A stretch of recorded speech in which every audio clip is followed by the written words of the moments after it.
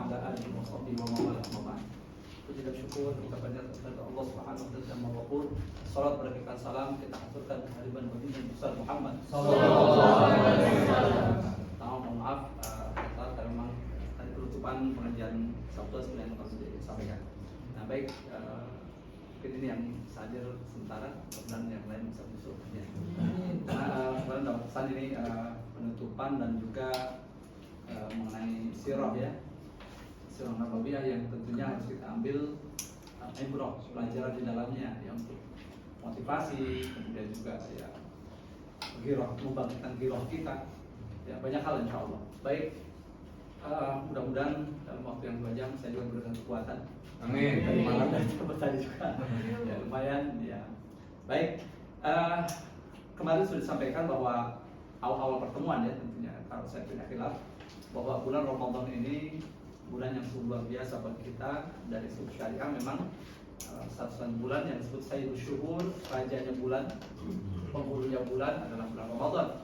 Kemudian juga Allah menghidangkan bulan ini dengan berbagai macam hidangan yang luar biasa. Di antaranya kita saat ini memang akan memasuki 10 hari terakhir sebagaimana dalam hadis bahwa karena Nabi SAW tidak dakhala al-ashr, kata Sayyidah Aisyah, kang Nabi itu apabila memasuki 10 hari terakhir maka syadda min izarahu ayat tazal nisa, beliau menjauhi istrinya dari tempat tidurnya untuk apa? I'tikaf di masjid ya, dengan syarat-syaratnya masjid sunnahnya masjid jami, tapi kalau tidak di masjid jangan musala, masjid yang karena masjid ada 2, masjid jami dan ghair jami.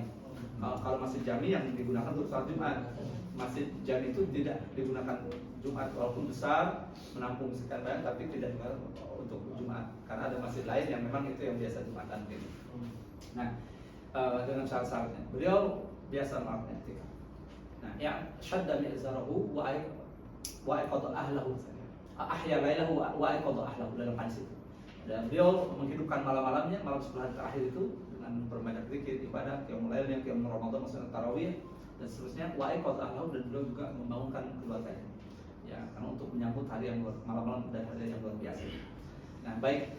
Nah, kita pun di sini menghadapi 10 hari terakhir, saat saya mengingatkan diri saya, mungkin kita semua sama-sama ayo meraih ridho Allah, syukur ya, syukur jika Allah berkenan dengan kesungguhan kita dalam meningkatkan kualitas ibadah kita, bukan hanya kuantitasnya. Allah berkenan menganugerahkan satu malam yang kualitasnya lebih baik daripada 1000 bulan, yaitu malam Lailatul Qadar. Dengan membuka surat Al-Qadar, asbabun nuzulnya apa? Itu kan sangat luar biasa. Ya, sedikit saya sampaikan ya, karena dulu di zaman umat terdahulu ada seorang pahlawan yang bernama Syamsun, versi yang lain Samun, tapi dalam kitab Musyarrukun Syamsun atau Syamsun di Eropa. Nah, dia umat Nabi zaman Bani Israel ya. Dia berjihad di jalan Allah selama 80 tahun. Jadi malam hari dihabiskan untuk qiyamul lail, untuk ibadah, kalau siang aja berjihad, nggak pernah lepas pedangnya untuk berjuang terus membela agama Allah. Nah, ketika diceritakan para sahabat itu sampai bertanya, ya, apakah ada pahala yang Allah anugerahkan kepada umat Nabi Muhammad sebesar yang dianugerah, sebesar pahala yang dianugerahkan kepada orang tadi, kepada Syamsun tadi? Karena malamnya selama 80 tahun tidak pernah berhenti itu qiyamul lail, ibadah. Ya, kemudian juga siangnya digunakan untuk berjihad tanpa henti. Maka Rasulullah SAW tidak menjawab dari diri pribadi beliau, melainkan berdasarkan wahyu dari Allah, yaitu surat apa itu? Inna anzalna atau surat Al-Qadar. Diturunkanlah itu. Inna anzalna, sesungguhnya kami menurunkan Al-Qur'an pada malam Lailatul Qadar. Wa ma adraka ma Lailatul Qadar. Tahukah kamu apa itu Lailatul Qadar? Lailatul Qadar khairun min alfi syahr. Bahwa malam Lailatul Qadar itu lebih baik daripada 1000 bulan. Nah, bayangkan kalau lebih baik dari 10 bulan berarti lebih baik daripada kualitas pahlawan Bani Israil tadi. Yang sampai 20 tahun siang malam luar biasa itu, siangnya jihad, malamnya qiyamul lail gitu. Lebih baik dari itu. Nah, bahkan khairu min alfi syahr. Tanazzumat ruh, di mana malam itu malaikat pada turun ke muka bumi disertai dengan malaikat Jibril alaihissalam. Bayangkan malaikat itu salamun di hatta matla'il fajar. Ya, bayangkan itu betapa luar biasanya. Tanazzumat ruh fiha bi idzni rabbihim min kulli amrin salat. Jadi dengan izin Tuhannya dan untuk mengurusi seluruh urusan, semua urusan. Maka salam dia hatta matla'il fajar. Nah, ini asbab nuzulnya adalah ketika Nabi menyampaikan itu kepada sahabat. Nah, kegembiraan yang luar biasa bahwa ternyata kalau seorang Samson untuk mendapatkan pahala yang luar biasa itu dengan berjihad 80 tahun tidak pernah berhenti, malamnya jadi kehidupan, umat Muhammad tidak cukup satu malam itu saja mendapatkan yang lebih baik dari itu. 80 sekian tahun, 1000 bulan itu kan 80 sekian tahun, 80 atau 83 tahunan kan. Anda bisa bayangin. Dan itu luar biasa. Nah, belum lagi dalam sebuah hadis, man qama lailatal aidain, barang siapa yang menghidup qiyamul lail, riwayat yang lain man ahya, awas jangan ngantuk, man ahya man ahya ya. Riwayatnya barang siapa menghidupkan, yang lain man qama, supaya tidak salah tangkap, man qama aja. Barang siapa yang melakukan qiyamul lail di 2 malam, yaitu malam Idul Fitri dan Idul Adha, apakah lam yamut qalbuhu yauma tamut qulub, maka hatinya tidak akan pernah mati pada saat semua hati-hati pada mati. Dijamin dari Rasulullah SAW. Makanya ketika malam Idul Fitri jangan terjebak dengan duduknya, jangan takbir kelilingnya. Kadang-kadang yang takbir siapa, yang bakar petasan siapa. Kadang-kadang ikut ramya doang, bukan karena Allah itu. Bakar-bakar petasan gitu. Atau apalagi sampai nauzubillah ya, sampai malah jalan-jalan dengan lawan jenis yang nggak jelas. Nah, ini bahaya. Nah, ya dengan tahajud, dengan sholat aja, pokoknya zikir, tasbih, itulah. Ya takbir kalau nggak berdua misalnya untuk syiar yang biasa jangan berdua, ya dengan takbir Allahu Akbar, Allahu begitulah. Jangan malah panas-panasan, jadi akhirnya ya itu. Jadi qiyamul lailnya tidak bermakna. Jadi ini karena waktu di dalam riwayat yang lain ada kan khamsul lailin la turaddu fiha da'wah. Ada 5 malam di mana doa tidak akan pernah ditolak malam. Pertama malam Jumat, kemudian malam pertama bulan Rajab, kemudian malam nisfu Sya'ban, dan malam kedua Id, malam Idul Fitri dan Idul Adha. Jangan lewatkan, ini luar biasa. Ya, kalaupun tidur karena malam-malam yang lain kita tidur, masa 1 malam saja digunakan untuk ibadah kita tidak bisa. Ya seala kadarnya lah, 1-2 jam kita istirahat, kemudian sholat ibadah lagi, baca Quran dan seterusnya, tutup dengan witir. Tapi hati-hati subuh kesiangan. Ada juga salat Idul Fitrinya, walaupun sunnah tapi fadilahnya luar biasa. Oh, malaikat hari itu kan dalam riwayat sampai di tiap gang itu ada malaikat, masya Allah, sampai wahai sekalian manusia, semua hari ini telah, dan seterusnya, pokoknya itu. Mereka yang dan ibu-ibu yang tidak ikut sholat Id mempersiapkan apa yang harus disiapkan di rumahnya itu juga sudah oke. Ya, kalau yang biasa di daerahnya sholat ya sholat. Kalau yang tidak, di beberapa kampung kan mereka cukup menunggu suami, ya umumnya di kampung-kampung kita lah ya. Nah itu sudah persiapan yang terbaik. Dan pakai wangi-wangian. Jadi tujuan untuk suami nih, membahagiakan suami. Ya terus apalah hidangan yang bisa membuat suami senang.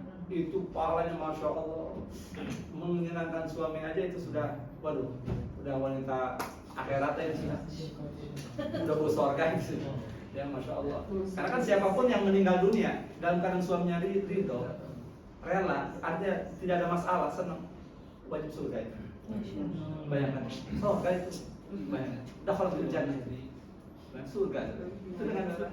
Tapi sebaliknya, yang meninggal dengan suaminya cemburu dalam arti kecewa, wah ini sudah. Ya masya Allah. Makanya istri itu kan wanita itu gampang sekali untuk surganya kan.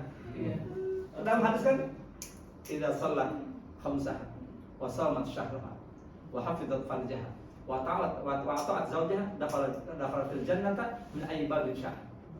Wanita itu seorang istri apabila dia pertama melaksanakan salat 5 waktunya dengan baik, kemudian melaksanakan puasa di bulan Ramadannya, kemudian dia mentaati suaminya, kemudian menjaga kehormatannya ketika suami tidak ada. Nah, maka apa? Dia masuk surganya dari pintu terserah dia maunya. Itu makanya paling gampang sebenarnya. Tapi ini juga ujiannya berat. Karena sombong sama suami juga bermasalah itu. Nah, gitu ya. Masalah. Karena surganya istri itu ada di suami. Ada di suami. Nah, itu kenapa kemarin jangan terfrontal. Ya, apapun yang dilakukan suami, kalau lebih baik dengan sharing dengan ini aja. Bikul.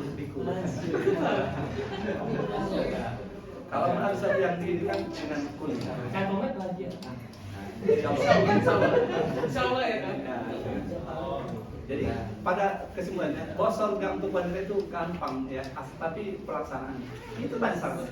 Apabila sholat 5 waktunya, puasa bulan Ramadannya, menjaga kehormatannya, mentaati suaminya, maka dipersilakan Allah masuk surga nanti dari pintu mana saja yang dia suka. Untuk ahli puasa kan ada pintu ar-rayyan khusus, ya tidak ada yang masuk selain mereka ya. Tapi untuk kaum ibu yang wanita, masya Allah, silakan dari mana saja. Masya Allah, luar biasa. Makanya kenapa pada akhirnya derajat wanita lebih tinggi daripada suami, daripada kaum pria daripada suami, 3 derajat kan? Tapi bukan berarti wanita boleh sombong, justru karena juga ketaatan pada suaminya. Ya, ini sampai 3 derajat. Apa maksud 3 derajat? Sampai anak itu kan ketika Nabi bertanya, kemudian sahabat bertanya, ya Rasulullah, siapa harus berbakti dan ibumu? Siapa ibumu? Siapa ibu? Tapi jangan salah paham, bukan berarti harus 3 ibu, bukan. Jadi 3 sampai ibumu lagi, ibumu sudah. Satu orang mau jihad saja suruh ibumu masih ada, bakti pada ibumu. Gampang, nggak usah jihad dulu. Udah bener belum bakti pada orang tuamu? Sampai begitu juga. Bayangkan. Terakhir baru bapakmu. Nah ini maksudnya 3 tingkat itu karena ibulah yang mohon maaf hamil, kemudian dia melahirkan, kemudian menyusui. Ini yang tidak bisa dilakukan oleh suami. Sayyidina Umar, waktu ada sahabat di sini sebagai perawi, sahabat datang mau mengadukan istrinya, cerewet banget istrinya tuh, cerewet itu bukan main. Wah udah ini buat tolak apa gimana nih gitu. Akhirnya ada nunggu datang aja ke, jadi nggak langsung main talak begitu, datang dulu menyasar solusi, konsultasi maksudnya. Datanglah, masya Allah. Begitu mau masuk ke rumah, di dalam lagi ada yang merepet juga. Ini asli merepet kalau orang lain. Siapa lagi? Wah biasa lah. Ini siapa? Setelah diselidiki benar itu istrinya beliau, istrinya Sayyidina Umar. Sedang ngamuk juga si Sayyidina Umar. Sedang wah ini beliau diam. Nah karena nggak enak gitu kan. Nah, ini kok mencari solusi di sini juga sama lebih parah nih mungkin. Akhirnya beliau diam-diam keluar. Sayyidina Umar melihat ada masyarakatnya gitu kan, langsung beliau keluar. Ini hebat Sayyidina Umar, panggil dia akhi. Coba ke masyarakat bilang dia akhi. Sini kan ada apa? Karena urusan masyarakat lebih dahulu kan Sayyidina Umar. Ada apa sebentar? Langsung menyamperin. Enggak ada apa? Enggak ya Bang Min. Enggak ada apa nih? Kan enggak enak mau lapor kasus itu. Kok di situ ada kasus yang sama? Ngomongin kamu. Tapi apa tuh? Begini ya Bang Min, saya tadi mau ngadukan istri saya udah enggak tahan. Itu aduh zaman pokoknya sebenarnya merepet gini. Nah, ternyata maaf saya kesini. Saya nomor nggak muka, nggak ada dalam berat begini. Bahkan rela beliau disampaikan pelajaran, ya aji luar biasa. Luar biasa. Akhirnya apa kata beliau? Nih ketahuilah, kamu tahu nggak? Ya kalau bahasa kita jadi gampang. Saya kenapa nggak komen, nggak nimbal nggak? Karena saya menyadari yang tiap pagi nyiapin untuk sarapan apa? Siapa kalau bukan istri? Yang mencucikan baju kita siapa? Yang mengurus, yang luar biasa, yang hamil, yang mengandung anak kita siapa? Kemudian yang lahir menyusui anak siapa kalau bukan istri? Yang membesarkan masa dari kecil, suami kan tidak mau tahu udah gede, udah ini aja proses. Ibu yang paling tahu. Sabarlah, sesungguhnya wanita itu kalau emosi tidak lama. Ini lu bisa lama, tapi nggak tahu wanita sekarang. 5 menit berubah. Bayangkan, jadi harusnya diam. Makanya kalau orang Sunda repok. Begitu pok suami rep istri diam. Pok istri rep suami diam, aman. Kalau pok gaplok.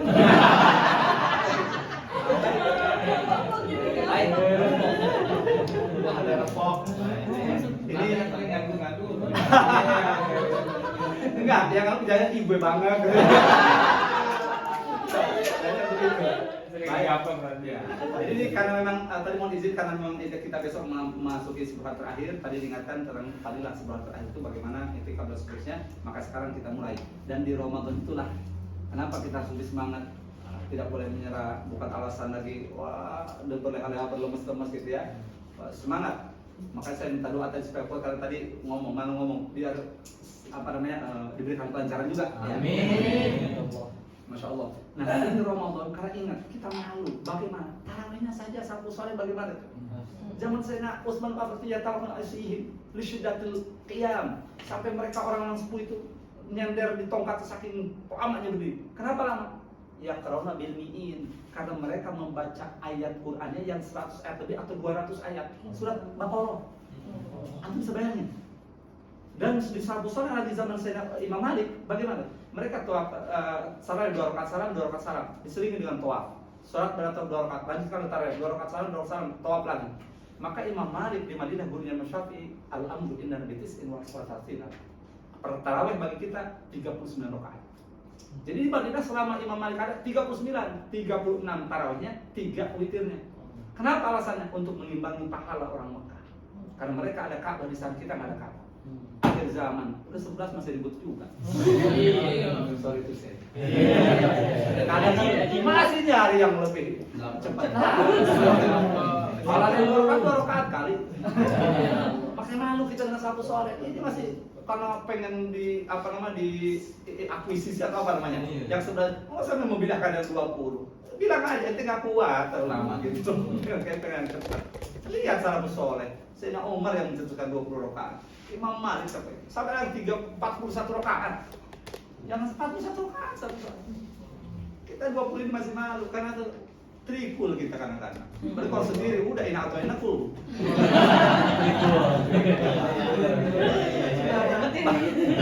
Masih cari yang lebih cepat. Tapi ingat rukunnya harus dibawa. Nah kita setiap masing-masing khususnya 10 hari terakhir minimal kita niat i'tikaf. Walaupun tidak sehari semalam, karena dalam mazhab Syafi'i dengan ukuran duduk di situ lebih dari ukuran tumakninah salat kemana subhanallah ukuran saya lebih, maka sudah kategori i'tikaf tapi dengan niat. Lalu dibaguskan siang malam.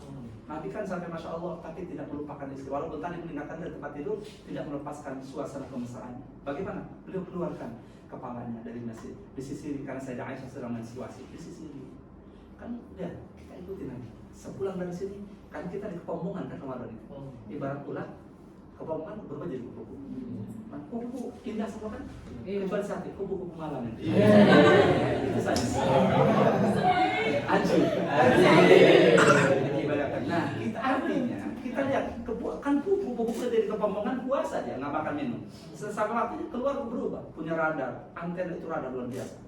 Jadi kemana pakai berkaki, hingga punya tempat yang anjing itu. Apa itu bunga-bunga? Coba kalau waktu pulang, nemplok di daun hancur daunnya, karena kulit gatal. Kita itu gambarnya begitu. Maka begitu selesai di Kepombongan puasa harus berubah dengan perubahan yang signifikan.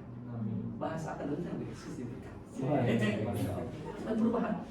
Jadi kalau selama ini orang ketika kita datang orang jadi gerak itu nggak ada kita. Nah sekarang justru orang semakin senang dengan keberadaan kita. Bagaimana caranya? Ya, kalamnya, gerak-geriknya, sikapnya, jangan pelit sekarang berubah.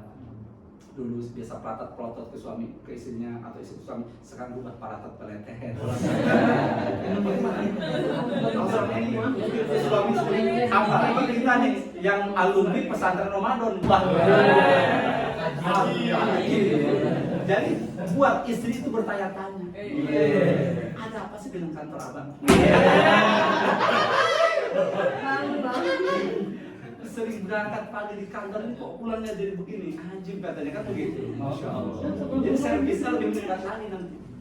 Servis itu lebih meningkat. Masya Allah. Itu yang luar biasa. Sehingga sama-sama ke surga. Amin. Jadi harus ada perubahan signifikan. Nah, baik.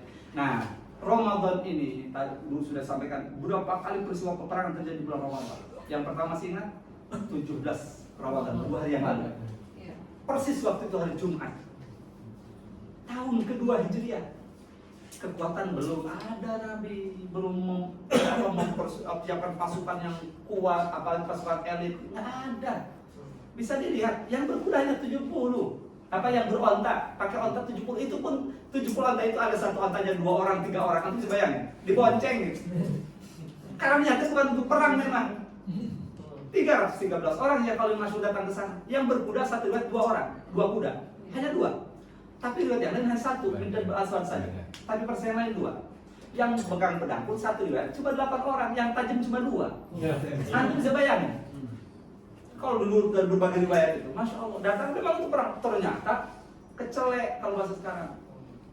Kenapa? Di luar dugaan, rupanya bukan rombongan yang mau beliau cegat, yang habis berniaga dari Syam, orang muslim bukan dari Syam itu. Di sana, entah bocoran dari mana, mungkin spionasenya canggih itu, intelijennya lebih canggih dari Mossad tadi. Mossad, gayanya Mossad. Baik. Tahu datang ke sana 1000 pasukan kapaler dan artileri, pasukan berkuda, tentanya jarak Masya Allah siap dengan semua peralatan tempur yang sudah siap. Manusiawi kan, minder kan? Ini gimana gua perang, pedang nggak punya. Naik kendaraan, mana satu onta cuma bertiga, berempat, berdua. Yang kuda cuma dua. Lah kalau dikejar dengan sekian ratus kuda mereka, ya disikat dipanahin dari belakang, habis mereka panah siap, tumbak siap, pedang siap. Sahabat mana? Coba dapat orang itu yang tajam cuma dua. Makanya Nabi berdoa dengan doa yang kalau saya istilahkan doa kepepet. Doanya singkat tadi padat. Tapi antum jangan ikut utang, ya. Tentang kita siapa gitu kan? Nabi langsung apa doanya? Sampai diabadikan. Allahumma intuhlik hadhihi sobat antum. Ya Allah, jika engkau binasakan pasukan, jika engkau kalahkan pasukan kami yang sedikit, kau tidak akan pernah sembah lagi di kamu. Jadi serius itu doanya. Sampai segitunya Nabi bilang. Karena sudah lihat kekuatan apa coba? Nggak ada daya. Kalau mengandalkan otak, pengamat militer manapun saya yakin dalam hitungan jam habis sudah dilibas. Panah ada di mereka, jarak jauh, pedang iya, terlatih lagi, biasa perang kan di Mekah itu. Nabi usia 14 tahun kan mengut-ngut panah mereka karena perang antar kabilah itu biasa kerap terjadi di Mekah itu. Zaman jahiliyah di Madinah pun begitu orang jahiliyah. Ini pas 13 baru 1 tahun Nabi di Mekah, di Madinah. Belum bisa membentuk kotak apapun. Harus berhadapan dengan musuh yang siap menerkam gitu. Taring-taringnya sudah, waduh. Akhirnya begitu Nabi berdoa itu, lihat dalam surat Al-Anfal, Allah kirimkan di mari itu mereka. Masya Allah. Bayangkan. Makanya ketika peperangan itu banyak yang auto expert itu dulu yang terakhir. Kenapa? Banyak terlempar sekian jauh, sekian meter dengan posisi tubuh seperti ada bekas nyamuk langsung mati. Tidak tahu siapa yang melemparkan. Aneh. Yang dihadapinya tanpa bersenjata, terlempar gitu, ontal, pampung gitu. Akhirnya yang lebih unik lagi apa? 70 kok juara mereka ya. Koin semua 70 tertangkap. Yang nangkapnya tidak bersenjata, yang ditangkap bersenjata lengkap. Di mana logika gitu? Kalau gitu makanya dalam berperang umat Islam bukan logika yang kita, bukan hanya logika maaf, bukan hanya logika, tapi ketakwaan kita. Karena Allah janji 20 kalian bisa mengalahkan 200. Al-Quran itu langsung 200 bisa mengalahkan sekian. Kalau kalian sabar, sabar itu akhirnya dibangun dengan takwa. Bukan teriak orang, oh siap, datang musuh, Allahu Akbar. Apalagi bayar jadi komandan, serbu, masukannya ke dalam, dia itu berdiri, masukannya duluan. Dia di belakang, ayo, begitu terdesak dia duluan kamu. Parah itu. Memang sudah ditarik. Yang satu terus ada cita-cita begitu, nauzubillah. Nah, terjadilah ternyata 70 tercapai prestasi kemenangan di kalangan kaum muslimin luar biasa. Nah ini terjadi pada tanggal 17 Ramadan tahun kedua itu. Tapi mereka dendam. Ini sedikit menyimpang dari bulan Ramadan. Mereka perempuan yang ikut waktu itu karena Abu Jahal mati, gengnya itu kepala gengnya itu mati di situ. Abu Jahal dan Abu yang lainnya itu. Mas Utbah dan sebagainya kecuali Abu Gosok yang itu. Nah, karena dendam, maka kaum wanita di sana bernada. Nada orang jahiliyah lucu-lucu. Ada yang tidak pernah bersolek. Gua kagak pernah bercermin selama sebelum bisa membalaskan sakit hati gua. Gitu. Ada yang tidak akan bercermin, tidak akan pernah pakai bersolek itu dandan. Macam-macam. Itu ini jahiliyah, tidak akan bersisir pokoknya. Sebelum bisa membalaskan sakit hati, membunuh Muhammad dan konco-konconya gitu. Nah benar, mereka tidak diam. Kalau kalian harus dibayar. Mereka konsolidasi itu, maksudnya memobilisasi pasukan akhirnya mudah dari sana sini berkoalisi, terhimpunlah 3.000 pasukan. Kapan itu? Setahun berikutnya, persis bulan Syawal, tanggal 6 hari Sabtu mereka sudah hadir di Madinah. Tapi mereka kasakusuk nyari kekuatan itu sudah sampai informasinya kepada Nabi. Maka Nabi mempersiapkan diri dengan melatih pasukan dan akhirnya ketika mereka akan bergerak dari Mekah, Nabi sudah mengantisipasi musyawarah di sana. Siapa yang jihad? Kumpul semua 1.000 pasukan yang siap tempur, siap lahir batin. Ini tahun kedua, tahun ketiga yang salah, tahun ketiga. Nah, bersiap siaga, udah akhirnya musyawarah. Tidak mentang-mentang Nabi seperti penting, tidak mentang-mentang sebagai pimpinan, tidak mentang-mentang sebagai Nabi. Ini akhlak luar biasa. Nabi kan serba wahyu. Waktu musyawarah, lu masa ngomong udah dibuat Nabi. Tapi Nabi belum salah. Kata Nabi begini, hemat saya, singkatnya kita hadapi di Madinah. Ini kalau bahasa sekarang perang kota. Biar kaum wanita ikut melempar juga. Ada bantuan ada tenaga lah, ada ini juga yang bisa dari rumah-rumah mereka bisa berkontribusi. Nah, Nah ini kita hadapi di sini saja. Selesailah Nabi menyampaikan ini segala macam. Ada sahabat ya Rasul. Ya Rasulullah, apakah yang kau sampaikan tadi wahyu dari Allah atau murni pendapat engkau? Jadi ada, nggak langsung, oh nanti bukan begitu. Ada. Kata Nabi, ini murni pendapat saya, bukan wahyu. Kalau pendapat engkau, jika engkau berkata saya ada usul, oh silakan. Hemat kami ya Rasulullah, kita hadapi mereka di Uhud sana, jaraknya 4 km. Kalau keluar dari bab Al-Majidi, bab utama dari Masjid Nabawi itu ke arah utara itu kelihatan gunung. Gunung Uhud panjangnya 7 km, kurang lebih tingginya 1050 meter. Ya, terbentang dari kanan ke kiri. Masya Allah. Di depannya ada bukit Ainain, bukit dua mata kecil. Tapi lalu kemudian disebut bukit rumah, bukit pemanah. Itu setelah pasca perang Uhud. Karena Rasulullah menempatkan 50 sniper di situ. Nah, akhirnya kata Nabi, dia menjelaskan strateginya. Di sana tempat yang lebih strategi ya Rasulullah untuk meminimalisir kerusakan rumah-rumah yang ada. Pokoknya korban yang jiwa dan seterusnya, anak-anak akan melindungi, disampaikan gitu. Logik kan alasannya. Nah, di sana lebih strategis karena kita jauh begini-begini dan seterusnya, karena ada 2 gunung gitu, diterima oleh Nabi. Yes, ini pendapat yang bagus. Good idea. Berangkatlah mereka. Persis malam Sabtu. Kejadian hari Sabtu tanggal 6 bulan Syawal. Bergeraklah malam. Apa yang terjadi? Menjelang subuh, tiba-tiba ada di antara mereka yang bukan mereka. Ini tiba-tiba mereka beralasan dengan alasan dibuat-buat mengundurkan diri dari medan perang. Berjumlah tidak tahu 300 orang. Keluar mengundurkan diri. Di saat Nabi butuh loyalitas, Nabi butuh kesetiaan, Nabi butuh bantuan yang luar biasa, butuh kekompakan, butuh kekuatan. Ternyata ada terselip di antara mereka yang bukan mereka kalau saya istilah.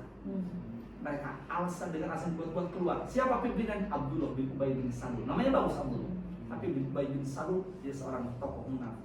Siapa beritahu Rasul Allah SWT kepada Nabi Rasul. Bahkan Allah langsung jas itu dalam Al-Quran memberitahu kan, innal munafiqina fi darkil asfali minan nar. Sesungguhnya orang-orang munafik itu kelak nanti di akhirat akan ditempatkan di keraknya api neraka. Jadi beda satu orang kafir kalau secara ada. Karena apa? Coba di saat Nabi membutuhkan kekompakan, persatuan, kualitas, Anda bisa bayangin 1000 orang ngadepin 3.000 udah tahu ada di tangan informasi 3.000 pasukan lengkap. Dan itu ngebom dia kalau istilah kita itu apa? Dari luar berkoalisi.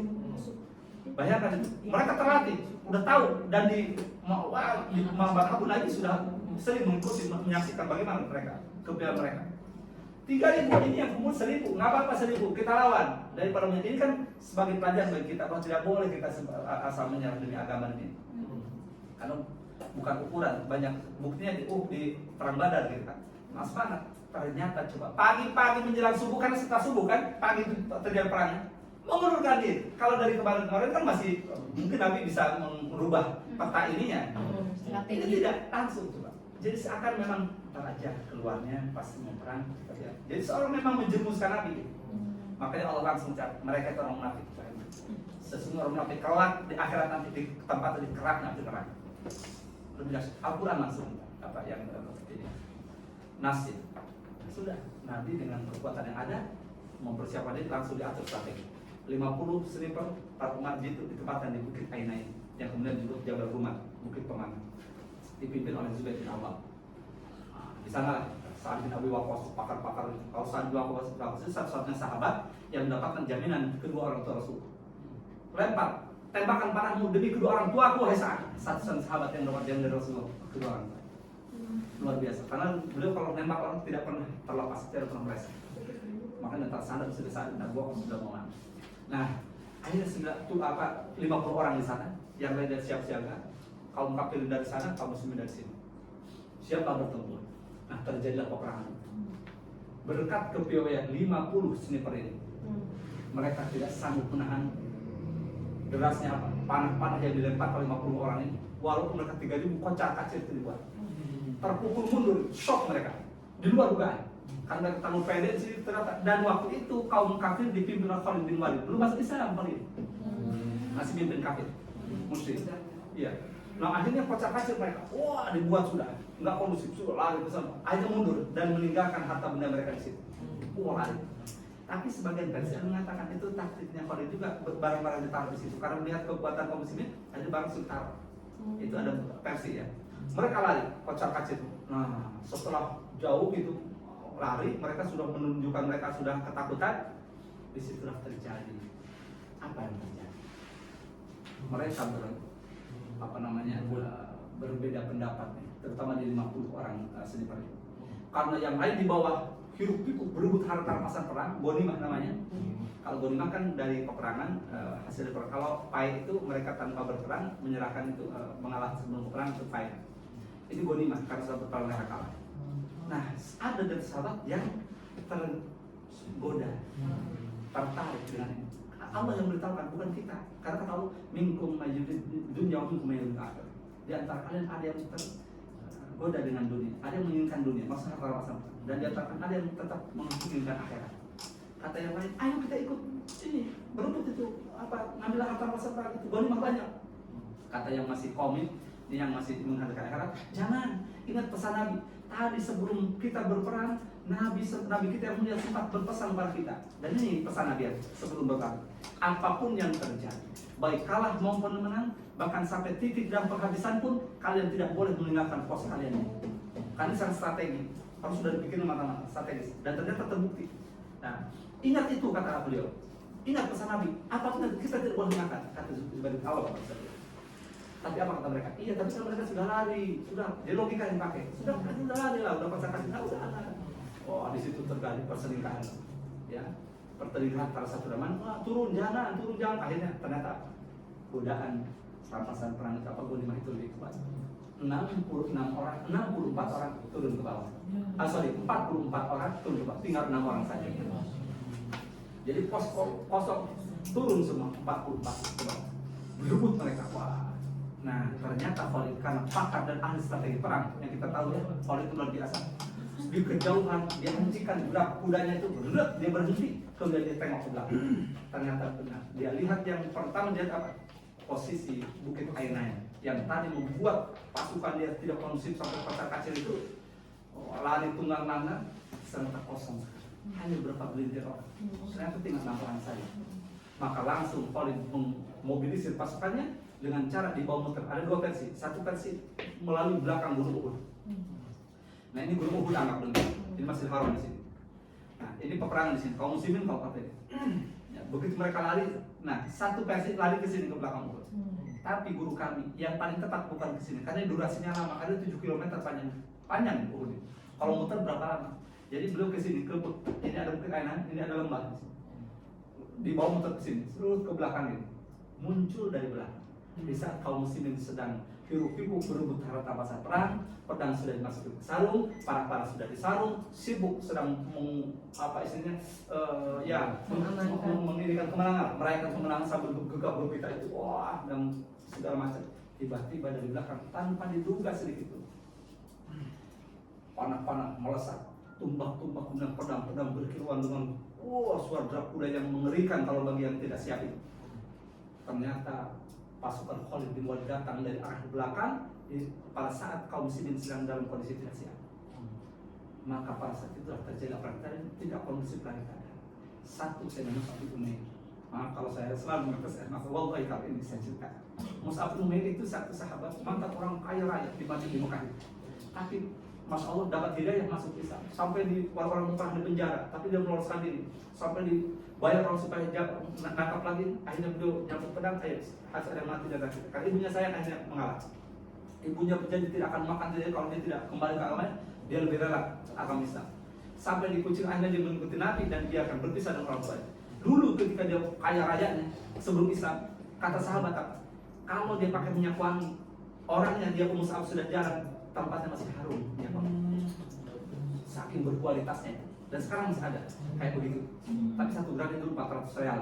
1 gramnya 1 juta. Sebegini itu ada 30 jutaan lah kalau kita. Itu pun yang asli. Udah bisa nanti saya ceritakan nanti itu Masya Allah. Nah singkatnya. Tapi setelah masuk Islam, beliau sederhana sampai bajunya pun banyak ada tambah-tambah lagi. Antum bisa kan? Karena beliau adalah seorang bangsawan. Orang antar triliuner, miliarder di sana. Kalau bahasa sekarang itu luar biasa kayaknya. Maka dia cerdas otomatis karena dia punya pendidikan lah, bisa baca. Begitu masuk Islam dia paling cepat menyerap ilmu dari Rasulullah. Hafal apa ini bayang-bayang ayat yang dihafal. Awal-awal ini kan, bayangkan masih awal tahun-tahun awal generasi awal Nabi berdakwah. Apa syarat-syarat Islam yang walaupun dengan ilmu keterbatasan ilmu yang oleh Nabi diberikan, akhirnya oleh Nabi diutus ke Madinah untuk dakwah. Ini awal-awal dakwah Nabi di Jakarta. Ya artinya masih Nabi di mana di Makkah gitu. Diutuslah ke Madinah untuk berdakwah di sana dengan 70 yang sudah berbaiat masuk Islam di Baitul Aqabah. Maka Nabi Sayyidina Mus'ab ke sana ke Madinah.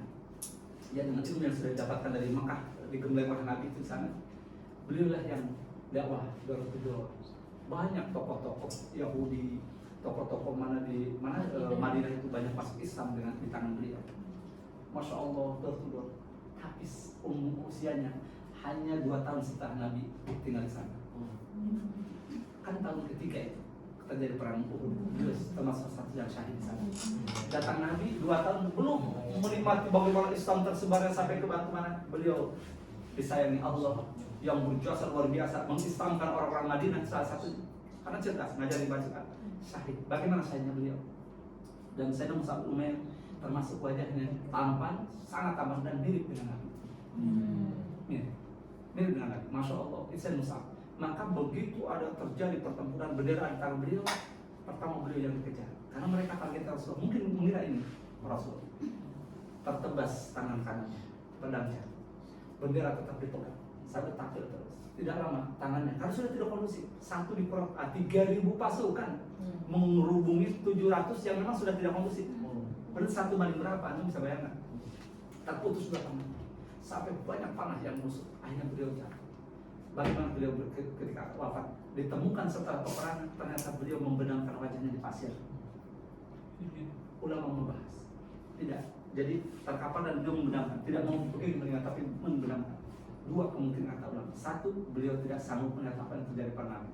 Karena tidak kondusif. Beliau mengira bahwa Nabi pun akan mengalami nasib yang sama. Kan sudah tidak kondusif. Sudah dikepung satu oleh seberapa orang. Bahkan saling bunuh kan ahli jahat terjadi. Karena sahabat tidak bisa membedakan mana kawan mana lawan Nabi. Artinya saya sedikit dikeroyok mana aja yang ini kan. Coba. Nah, akhirnya apa yang terjadi? Beliau menang. Yang kedua, beliau malu. Kata sebagai sahabat, beliau malu karena tidak bisa membentengi Nabi, melindungi Nabi. Maka beliau menamkan wajah ketika menghembuskan nafas sebelum menghembus nafas terakhir. Nah, makanya beliau termasuk yang mengasah 2 tangan terputus kejapan bin tahun ketika di perang Uhud. Itu di perang Uhud beliau. Bagaimana dengan Hamzah, paman Nabi yang kenal dengan singa panah pasir? Karena ada teriakan iblis juga ikut andil di situ. Ada teriakan Muhammad telah mati, bisa jadi karena mengecoh, karena kedua bisa jadi ini yang dikira adalah Mus'ab. Jadi, Muhammad telah mati. Maka apa yang terjadi? Hamzah berpikir sebagai antara mengatakan, kalau Muhammad yang aku bela sudah mati, siapa lagi? Pada saat itulah ngedol beliau ini, akhirnya siapa Wahsy yang memang disediakan, dibayar, dijanjikan mau akan diberdekakan oleh jin dulu waktu itu belum masuk Islam. Karena dendam dia diberdekakan. Ini Wahsy itu seorang budak kapal saya tapi punya keahlian menumbang. Jadi mendapatkan tumbak jarak jauh itu selalu pasif. Jitu gitu. Maka dijamin, diiming-iming kamu akan dimerdekakan. Khusus Hamzah karena dendam. Hamzah yang membunuh banyak dari kalangan mereka ketika di perang Badar. Maka tatkala siapa Hamzah ini sedang tidak konsen begitu, maka dengan mengendap langsung ditumbak. Dan itu dalam seluruh riwayat sama, tembus itu dadanya beliau, tumbang masih ke dalam, tepat itu di hati beliau, tembus ke perut. Akhirnya Sayyidina Khalid bin Walid, kami karena sana dari dalam suku kami tunjukkan diajak dan harus diterima, kami selalu diajak oleh beliau kemana-mana. Tiap Jumat itu malam beliau, sholat ini, termasuk ke Madinah kami sendiri bawa, tunjukin ini dulu di sini, ini dari guru kami, dan dulu tertumbaknya di sini, sempoyongannya sini jatuh di sini. Dulu itu sebelum sekarang di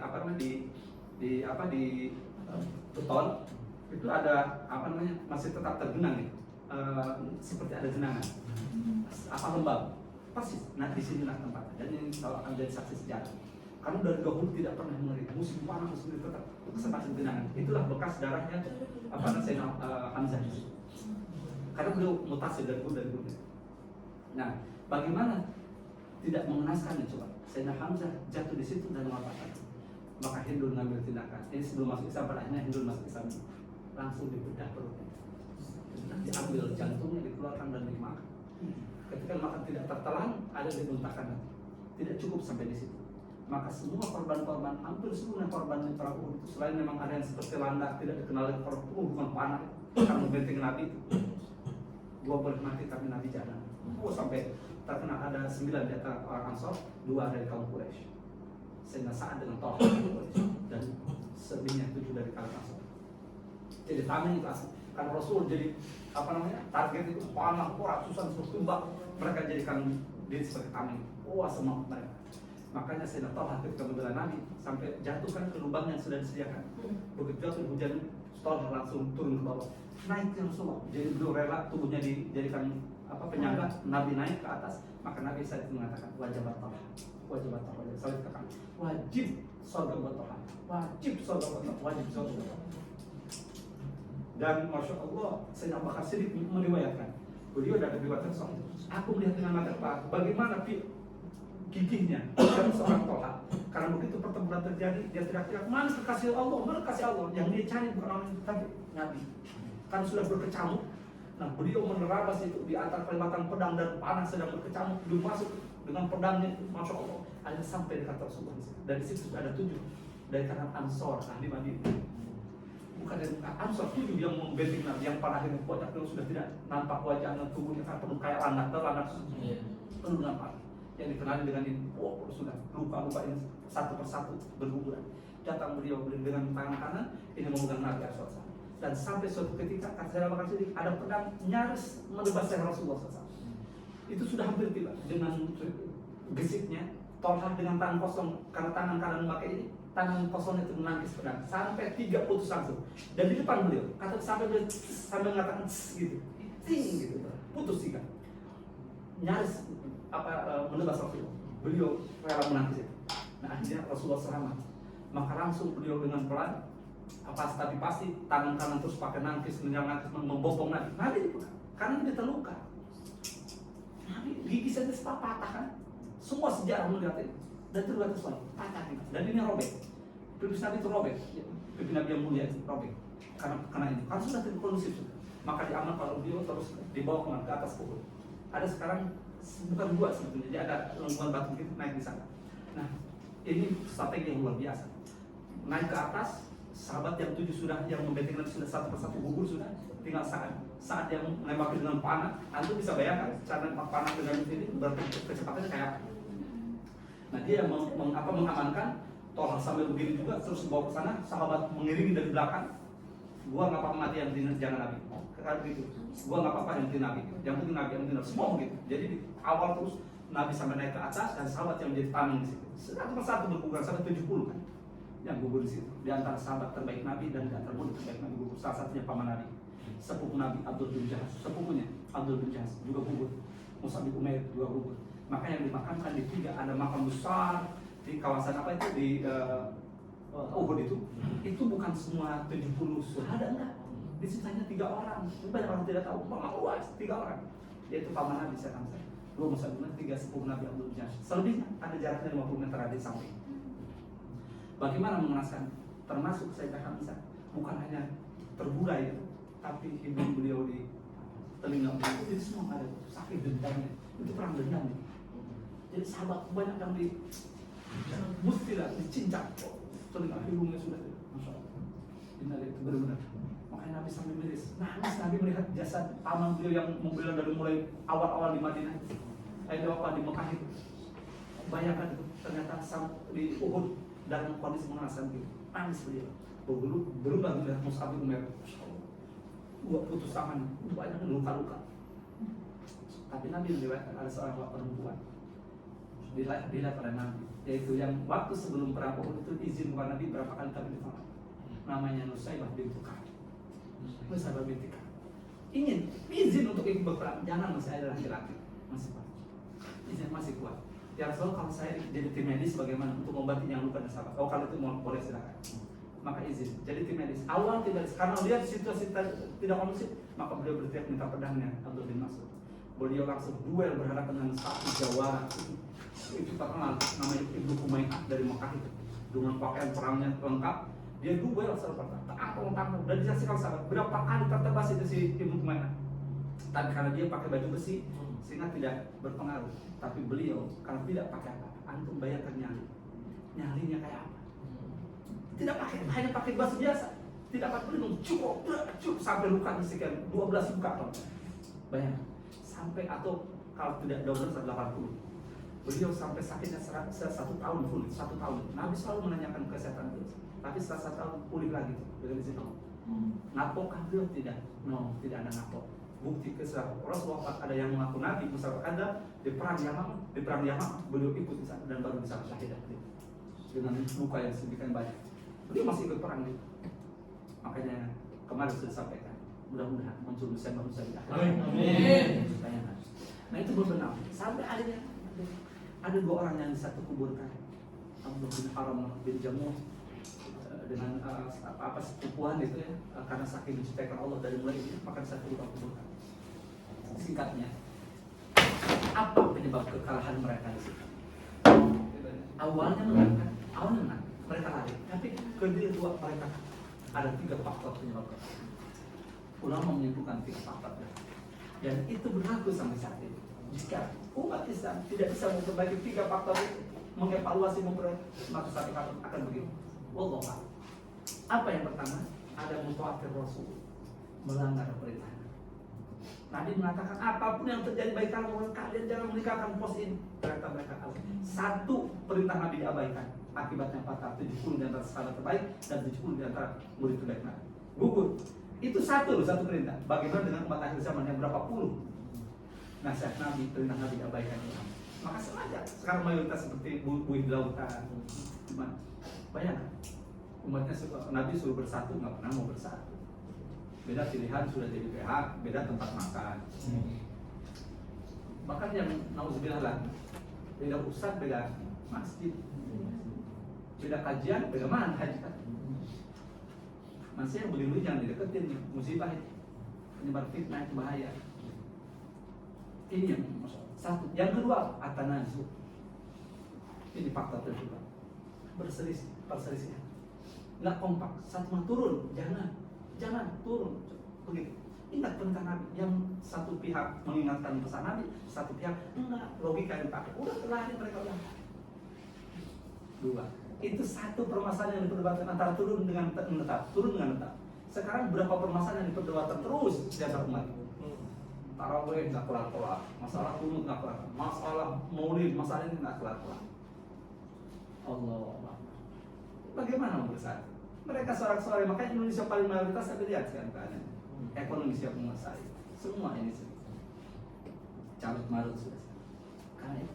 Nah yang ketiga, hubbud dunia, cinta dunia. Karena antara 50 itu tergiur dan itu Allah yang menentukan. Minggu mayat dunia. Dinyatakan ada yang tergiur dengan dunia. Minggu mayat akhir. Tapi untuk sahabat yang terlibat di perang Uhud itu, yang apa di antara 50 yang tergiur, Allah sudah jamin dalam ayat lanjutan ayatnya, walaqad afa ankum.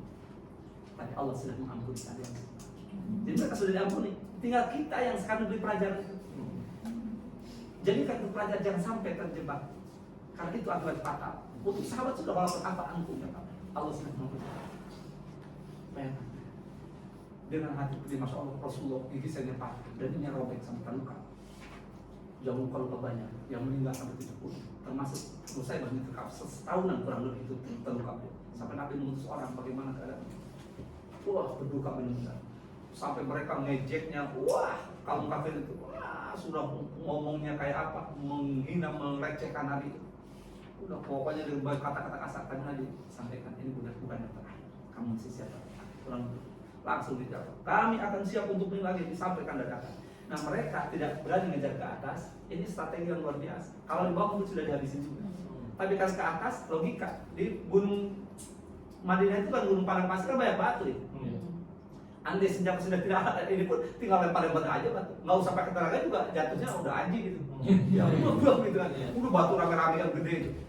Makanya nggak berani apa sih gambling mereka kan. Udah dari bawah itu cuma teriak-teriak, kamu dihina. Tapi nanti nyuruh seorang jawab, kami akan laden lagi, kamu berdiri bukan yang terakhir.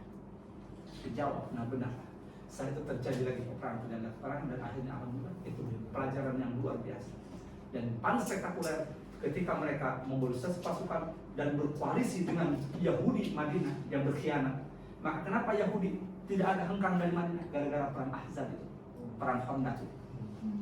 Kan tadinya sudah ada kesepakatan piagam Madinah. Jika ada yang menyerang kaum muslimin maka mereka akan menjadi garda terdepan. Jika ada yang menyerang kaum Yahudi, kaum muslimin ikut bahu-bahu menjadi garda terdepan. Dalam urusan dunia mereka sama dan sama di dalam pandangan hukum. Tidak ada muslim yang dalam pandangan hukum, tidak ada tebang pilih. Semua sama. Sudah sepakat. Ada sekian poin. Ya, kalau ada pokoknya sama-sama. Nah, ternyata ketika mereka orang musyrikin Mekah masih berdendam, sudah membolisi pasukan untuk menggempur, diam-diam orang-orang Yahudi dari Bani Nadir, Bani Qainuqa dan Bani Quraidah itu diam-diam apa? Tokoh-tokohnya menjalin hubungan gelap dengan Mekah dan mereka juga yang provokasi supaya Muhammad dibunuh. Nah, terkumpul begitu terjadi peperangan, benar mereka ada di kelompok sana dan Yahudi yang di dalam itu coba untuk menghabisi dan menodai kaum wanita yang ditinggalkan oleh sahabat yang ada di satu camp khusus. Bayangkan, ini kan habis sedang konsentrasi di kawasan di kawasan Ahzab, di kawasan Khandaq yang ada Masjid Sab'ah di sana. Masjid 7 sekarang karena terkena perluasan jalan yang masih murni Masjid Fatah. Masjid Fatah yang di atas bukit kecil itu berbentuk kotak itu kadang tiga malam Nabi berdoa di situ. Hari ketiga dikabulkan Allah. Karena pasukan barang satu versi 11.000, 12.000-an pasukan dari sana. Koalisi dua negara luar dari mana-mana itu diundang oleh musyrik itu untuk menghabisi Nabi Muhammad. Dan termasuk orang-orang Yahudi Bani Quraidah dan ini di Bani Nadir dari Madinah ikut gabung dengan mereka. Nah, ketika di sana terdengar jumlah pasukan banyak akan menyerbu Madinah besar-besaran akan penyerbuan, maka Rasulullah bermusyawarah lagi. Usulan dari Sayyidina Salman Al-Farisi yang umurnya dalam satu bulan 300 tahun itu 150 tahun berada dalam non-muslim, dari mulai Majusi masuk agama Nasrani dengar dari kitabnya ada, akhirnya sampai dulu pernah jadi budak dulu dijual belikan ke Madinah setelah mendengar apa yang padahal anak aja itu, anak pembesar itu sampai jadi pernah dijual belikan gara-gara ditipu dijual beli beliau di ke Madinah jadi budak. Tapi begitu mendengar tiap naik ke atas pohon korma, begitu mendengar ada perbincangan di bawah tokohnya ini ada Muhammad katanya begini, bikin macam-macam di sini, menyebarkan agama baru. Ya, dengar ini yang dalam kitab suci ku dikatakan yang benar loh. Akhirnya dengerin, akhirnya benar. Dia malamnya didatengin ke Rasulullah. Langsung bayar syahadat itu. Akhirnya dibebaskan lah tuh. Saya sama apa sih? Dibebaskan mereka. Nah, beliau 300 tahun itu 150 tahun mencari itu kebenaran, dan 150 dalam Islam. Dan beliau yang luar biasa mengusulkan teori perang parit. Dan ini strategi ini belum dikenal orang Arab. Belum ada yang mengenal teori ini. Itu biasa di Persia, Iran sekarang. Ya. Jadi itu teori perang Persia. Karena kan waktu itu ada dua kekuatan superpower, Romawi dan Persia. Nah ini Persia dari Persia dan salah satu top anak pembesar di sana. Maka beliau yang mengasuhkan. Karena pasukan lebih banyak, kita bisa dikerubut gitu ya, bisa digerubutin, bisa ya pasukan hanya 3.000 orang, terkumpul sana 12.000 orang coba. Maka akhirnya bermusyawarah kita bikin parit raksasa aja ya Rasulullah. Jadi di luar ini kota Madinah, jadi di sini parit sebelah barat itu jadi ada dibikin parit membentang dari ujung berapa kilo coba antum bisa bayangin. Lumayan parit raksasa.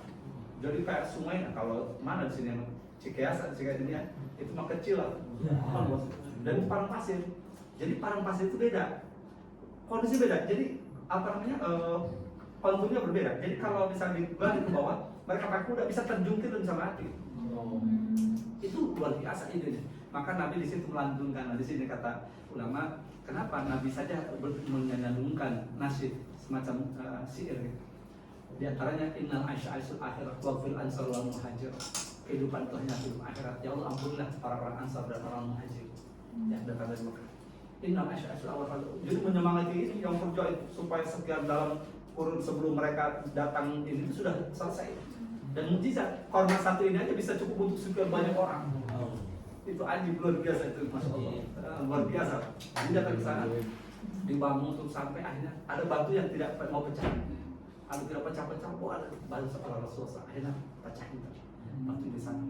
Walhasil sekarang tinggal berapa masjid-masjid baru lah sudah kena perluasan, tinggal satu masjid Fatah yang masih lokasinya belum dirubah. Di situ Nabi berdoa 3 malam. Ketika mereka datang, kaget mereka karena tidak dikenal nih. Tadinya kalau udah di atas angin nih, wah Muhammad dengan pasukan berapa? Itu buku koalisi semua negara-negara bagian di sekitar yang ini kan Madinah udah kompak semua, termasuk orang dalamnya sendiri. Bayangkan itu musuh dari dalam selimut sudah ada di pihak mereka. Jadi atas angin, udah tinggal gerumut aja udah. Ternyata kaget bukan main, itu ada parit besar, nggak bisa. Maka setiap yang mencoba terjungkal mati di situ, terjungkal jatuh dengan kudanya mati di situ. Nggak bisa, kecuali satu yang bisa pertama. Siapa? Amr bin Abdul Al-Amir yang dijuluki dengan Amr Amir.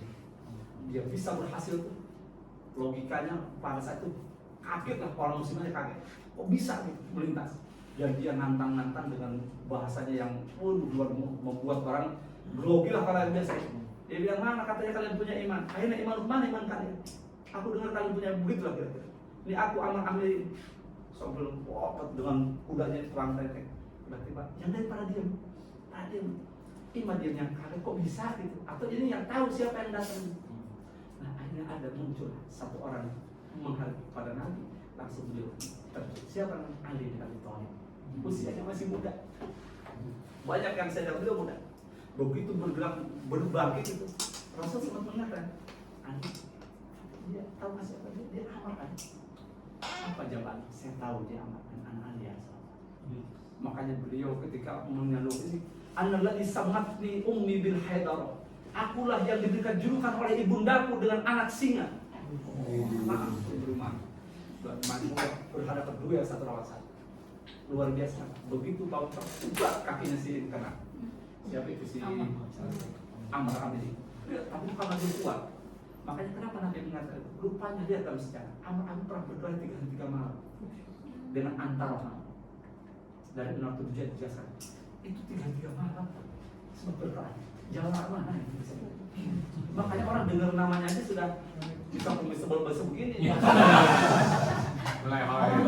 Pokoknya di Madinah itu, di Mekah itu dikenal ya.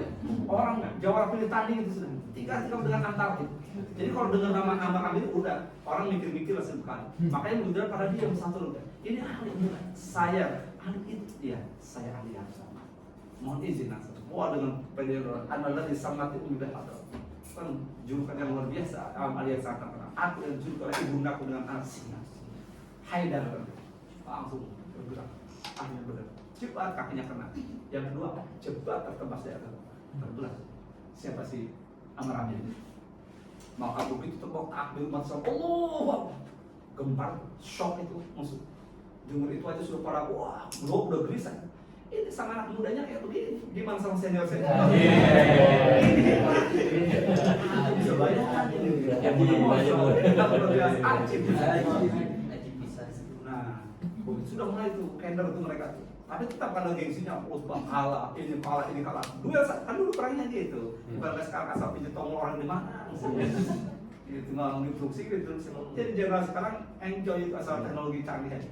Nggak usah ikut latihan, udah asal kotak jalan. Satu kotak habis.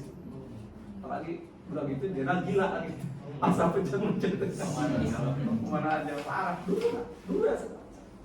Mana jago? Mana dari kalian? Kami ini mana? Gitu, per, jatuh, nggak ada keroyokan. Suka tuh 2 orang lah. Jadi apa namanya gentle gitu. Nah itu sudah akhirnya kalah mereka. Begitu hari ketiga Nabi terus berdoa. Hari ketiga benar malamnya jadi bangun pagi itu kaget. Kenapa? Tenda-tenda mereka di seberang sana pulang takkan. Wah, keluar apa namanya tempat pancinya kalau kita itu masaknya apa sudah wah besar kemana-mana. Rupanya semalam ada badai yang di luar bukan berkah. Angin badai itu menyapu mereka, memporak-porak dan mereka lari kocar-kacir kalang kabut itu balik ke Mekah. Diserang oleh musuh Allah, oleh tentara-tentara Allah yang tidak nampak oleh mata. Itu yang sebenarnya apa? Junudullah yang tahu tentara Allah yang kalian tidak melihat. Karena Allah kalau angin bisa jadi tukaran, apapun bisa jadi. Itu angin badai nampak, mungkin malaikat juga. Habis mereka udah pagi itu sudah aman, kosong itu sudah tidak ada anjing berantakan sudah. Nggak tahu siapa yang memporak-porangan darah. ternyata badai lumayan tadi malam. Nah, kemenangan pun ada di kapal tersebut dan mereka konyol, ada mati konyol sekian orang. Ya, itu yang tertebas dari alam. Nah, di atas sana.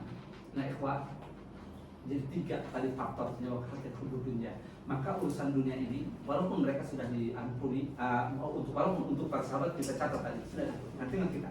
Nah, ternyata Nabi pernah bersabda begitu. Di saat sudah perang-perang kemenangan lagi, kan ada Ghazwah, ada Sariyah.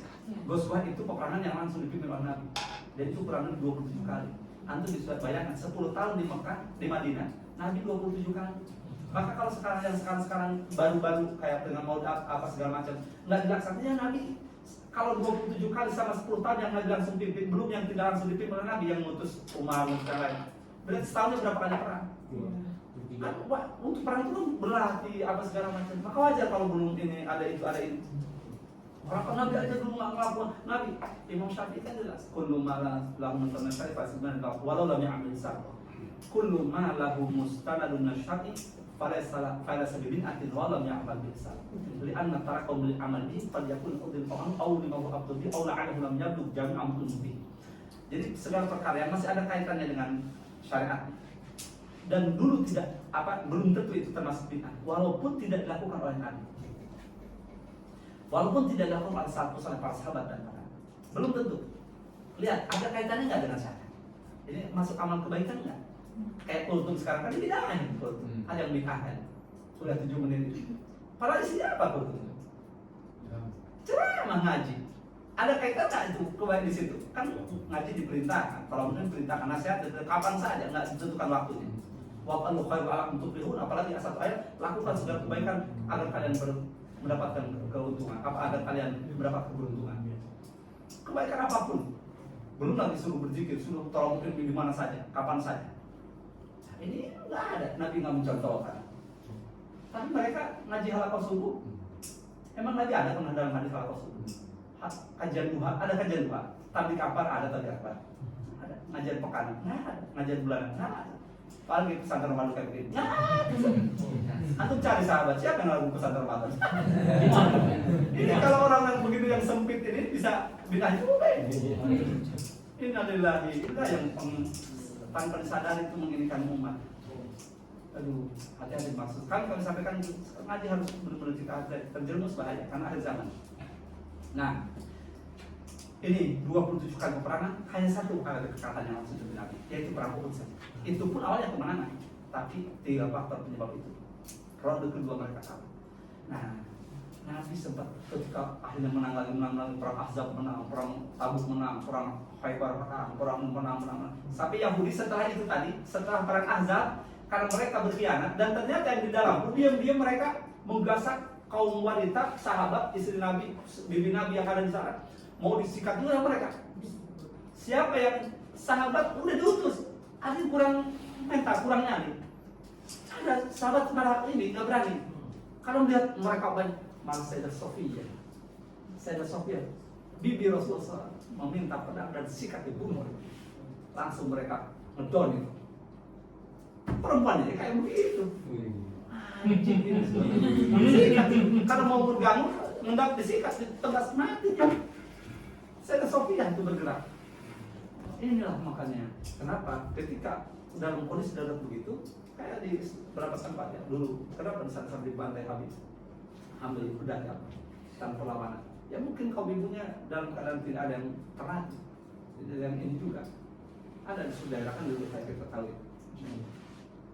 Banyak anak-anak tua sudah yang ambil budaya mereka.